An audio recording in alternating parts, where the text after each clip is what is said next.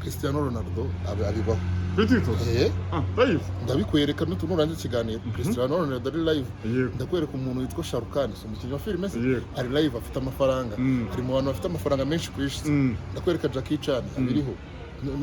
kandi ndi kuvuga ngo Cristiano Ronaldo na mukaza akaraba aravuga njuga numva aramvuze biranga ariko arabigerageza ashimira ntabwo kuvuga ngo hari bamwe mu bantu bavuga bati wenda bati bino bintu byo kwiga kuri live bituma abantu bacika amaso umuntu nka Bruce Melody umuntu nka Gisati Nganzo aba Fireman ngo birirwaho ngo basabiriza ngo turabyo Cristiano Ronaldo yafata buno buhanzi bwose bwo mu Rwanda akabumanaging akavuga ati mwe mwicaraho ndabahemba mudakora ariko ko yirirwa kuri TikTok yirirwa avuga ngo thank you akarabo thank you amutkana umutima thank you very much byose ukwicisha amazi naga ari ukwicisha amazi ninde uko utabikora mu gihe ufite amafaranga bikora ntabwo ni wowe umudo wawe urumva rero so je nta muntu wari umudo mfite ikintu cya danje nuko haranigiraho nkahura n'abadiaspora n'abandi bantu bari barambuze nkahuraho n'ibyana byiza hari abakobwa beza cyane kuri TikTok hariho abamama batanga umugisha hariho hari umumama w'umwanda witwa Mimira Miracle ramwita Mimira Miracle n'ubundi no hariho umumama wundi ujya umwandaho yitwa shani benshi abamama mwese mujya mu mwandaho thank you very much abajene bose mujya mu mwandaho thank you very much biriya boro ni danje nta nubwo njye nabisebye hano hose muzumva bisebye hari akajene nigeze kuza kakajya kavuga ngo numva gashatse ibintu ko byo kutubaga kirirwa muri radio nabonye na ntare yaravuze ngo biraciriritse uwo yirirwa muri radio akirirwa yicaye urumva akajya guhostinga kandi njyewe ndicara hariya nkavuga ibigambo bigashira ngo njye ntabwo aya hostingira wayakorera mu gihe kingana icyo uri hariya kuri live ndi kuri live aya hostingira nyakorera asajya arenza amafaranga ngaye muri host tugereranye ijana se wenda ijana njye muri amadolari 200 so amadolari 200 buri munsi nicaye ngafata amasaha yanjye 3 nanga mujya mubeshya nonese ya buri munsi nonese urugero hano hari ubwo ndiho reka mbanze nkwe nk'urugero nagize uje ko nshyira kuri momo oya buretse ntago ari momo reka wenda nkwe nk'urugero ntago nigeze njya kuri live n'ejo sinagiye kandi narabikuje hano abantu bazi ko mwe naha bidakora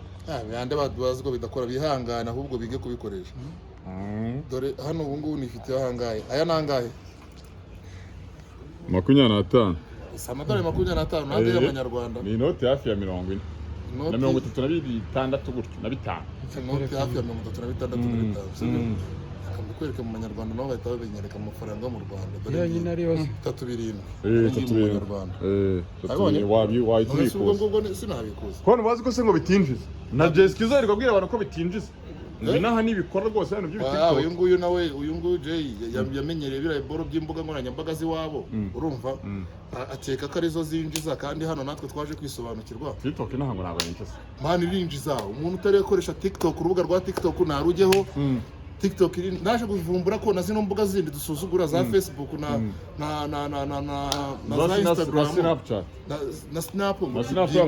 ariko no sinari namenya uwo muvuno ngenda mvumbura bino boro narabipingaga urumva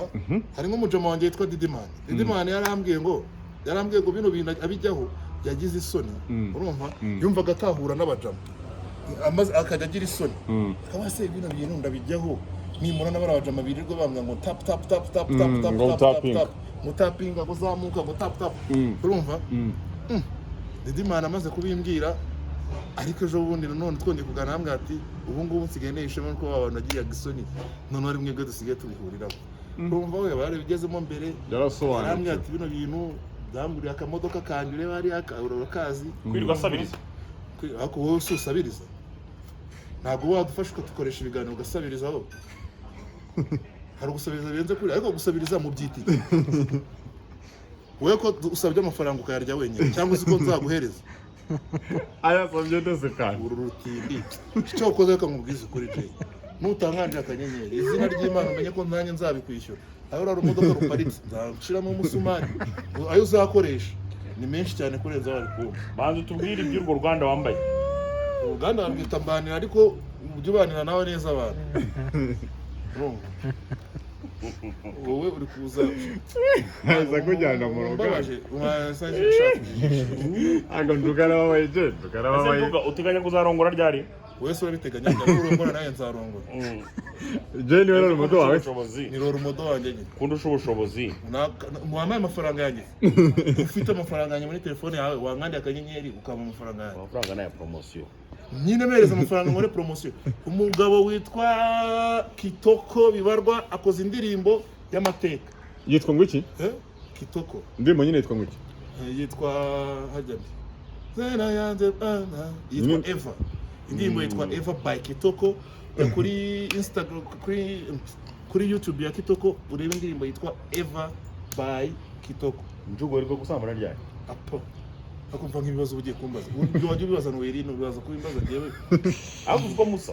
inde ubona yaba asa nkawe aho je wampa amafaranga yanjye mwana njugo herwa kwa Captain wamaye amafaranga yanjye haba habereye iki ise ku kamera ufata muri kamera oya ko ndimo ndakureba se mweruka kwa Clapton gukora iki gukora iki we na Dani kuryayo ariko kubera iki mukunda gushyira umuntu mutari kumwe mu biganiro byanyu uhe n'uwo muntu uvuze hejuru urumva nacyuruta imana wabyumure oya sha uri kuvuga Dani none nose bwa Dani we muri wa Dani mu kitanjoga ubuhe nyine bakina biya wewe ubwo ngura bigoroye uziko mushaka kuzafata nk'abahanzi mukabaharabika none se ibyo burimo hano hejuru ni toilette gusa ziri ariko ariko juga we n'umusarani mupani ego mana umusarani muri n'umusarani utuma kegera ukituma yaba gusebanya nabo ahubwo wowe kukitajya wituma ngo ugabanye yone urabona nyingana nkawe reba ukuntu sango zamura agapira juga zamura umupira se ako izuba wakwinjira wowe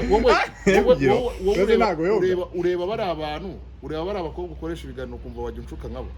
ngo karagina inyo ngo gira gute wakoresheje iki kugira ngo akaduri kaveho ukoresheje iki se nakoresheje tekinike yanjye nawe uzakoresha yawe we n'abatima gaca mu cano wako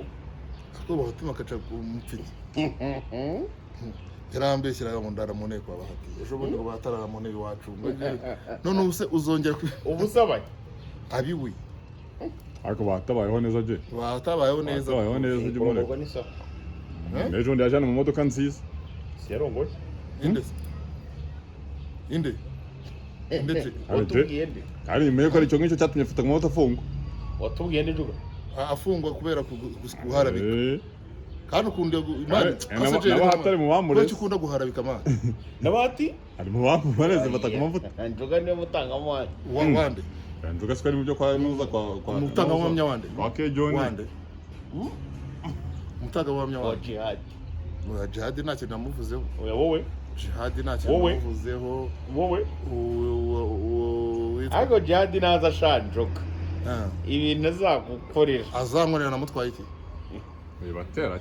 ahubwo wowe birazagukorera muri gereza wowe ikibazo cyawe urifata ugashimishwa nuko jihad atatashye cyangwa yagiye ku rukiko ngo ugiye gukuramo views hari amazi amvomera none se amazi ubundi wewe naga arayakuvomera hari amazi si views ugiye kuzikuramo se ugiye kwishyura wasanga akuvomera oya naga ari injerekani akuvomera rwa ruboro rw'inyuma barwita gute rwa ruboro kimbasi yowe dutuza njuga twisoreze nukavuga ngo twisoreze njuga urumwe mu borozi b'imbwa amaginga yana bamaze kugira imbwa za Maltese zigera ku 10 niki wabwira abandi borozi nkawe RBC ije kuzibarura mu minsi iri imbere umaze kugira zingahe kandi wazivuze njuga ejo bundi hari itangazo ryaje ry'umujyi wa Kigali wararibonye ryibutsa abantu gukaraba n'icyo bari vuga naribonye kwa Kenisi bano bari hari imbere ureba ubajije njuga igitangazo rya RBC ryibutsa abantu gukaraba njuga hari icyo bimurebaho